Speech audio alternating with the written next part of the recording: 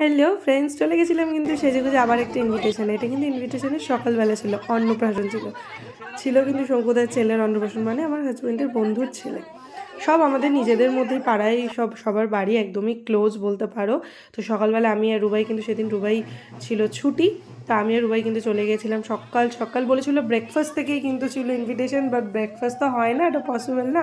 তাই তাড়াতাড়ি যাবো যাবো করে দুপুরে লাঞ্চে গেছিলাম। আর সকালে যা যে রিচুয়ালস ছিল, পুচকুটা দেখো ভীষণ কিউটিভাবে তার মামার কোলে বসে বাড়ি থেকে বেরিয়েই ওদের পাশে ক্লাব নিয়েছিল, সেই ক্লাবে কিন্তু দুপুরের খাওয়া দাওয়াটা ছিল, ঘরোয়া খাওয়া দাওয়া, মাছ ভাত যেরকম হয়। তো আমরা সবাই বন্ধুরা, তাদের ওয়াইফরা সবাই মিলে বসে খাওয়া দাওয়াটা সেরে নিলাম।